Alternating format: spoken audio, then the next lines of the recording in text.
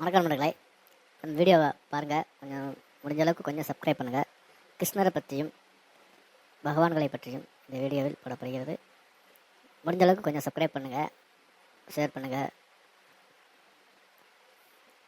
இந்த வீடியோவை முழுமையாக பாருங்கள்.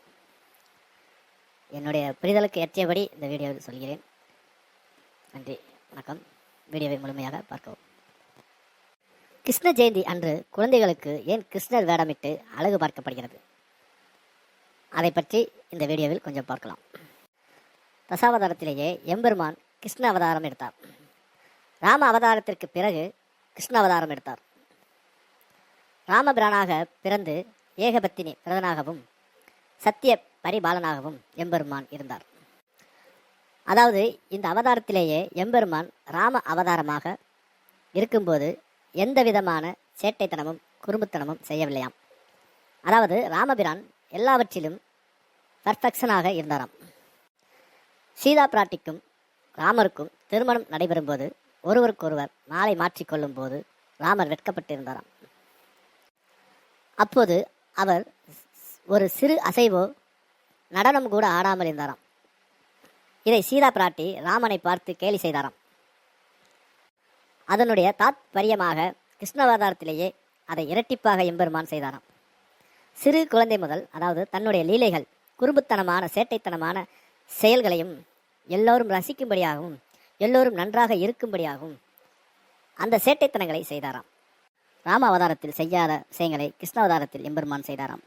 நடனம் ஆடவில்லையே என்று சீதை கேட்க கிருஷ்ணாவதாரத்தில் ருக்மணி முன்பாக காளிங்கன் என்று ஒரு பாம்பினை அடக்குவதற்காக நதியிலே பாம்பின் தலையின் மேலே ஒற்றை காலிலே ஆடினாராம். அப்படி ஆடும்போது அந்த ஆட்டத்தை பார்த்து, ஆடல் பெருமானான சிவபெருமானே, நான் என்ன ஆட்டம் ஆடினேன், இதல்லவா பெரிய நடனம் என சிவபெருமான் பெருமையாக தெரிவித்தாராம் என்று வரலாறு கூறுகிறது. ஆடியவரும் ஆடுகிறார், ஆடுகிற இடமும் ஆடுகிறதே என்று சிவபெருமான் சொன்னதாக வரலாறு கூறுகிறது. இப்படி சிறு குழந்தை அவதாரத்தில் செய்த சேட்டையும் அதனால் நன்மை ஏற்படுவதை பற்றி அதனை அனுபவிக்கும் விதமாக எம்பெருமான் சிறு குழந்தையாக இருக்கும்போதே எல்லோரும் அன்பாக கொண்டாடக்கூடிய குழந்தையாக இருந்தாராம். அதனாலேயே எல்லோரும் நம்முடைய வீட்டில் ஒரு கிருஷ்ணர் இருக்கணும், கிருஷ்ணருடைய சுபரூபமாக ஒரு குழந்தை இருக்கணும் என்பதற்காக கிருஷ்ணரைப் போலவே அனைத்து குழந்தைகளுக்கும் வேடமிட்டு கிருஷ்ணர் நம் வீட்டுக்கு வருகிறார் என குழந்தைகளை வைத்து கொண்டாடுகிறார்கள்.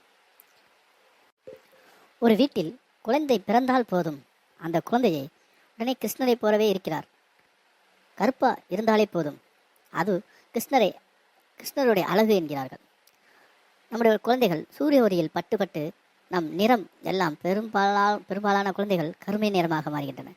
அதே போலத்தான் கிருஷ்ண பகவான் கருமை நிறத்தில் இருந்தாராம். காலமேகம் என்று ஆழ்வார்கள் எல்லாம் பாடினார்கள்.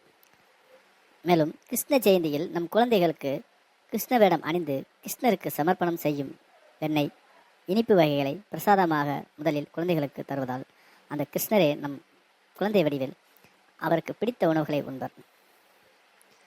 நம் குழந்தையும் கிருஷ்ணராக மாறி மனமகிழ்வும் ஏற்படும் என்பதாலே பலர் கிருஷ்ண ஜெயந்தியில் குழந்தைகளை கொண்டாடுகிறார்கள், குழந்தைக்கு வேடமும் அணிகிறார்கள். இப்படி கிருஷ்ண ஜெயந்தி அன்று குழந்தைகளுக்கு வேடமிட்டு பெற்றோர்கள் மனம் மகிழ்கிறார்கள். நன்றி, வணக்கம் நண்பர்களே. வீடியோ பார்த்த அனைவருக்கும் முழுமையாக பாருங்கள், சப்ஸ்கிரைப் பண்ணுங்கள். நன்றி.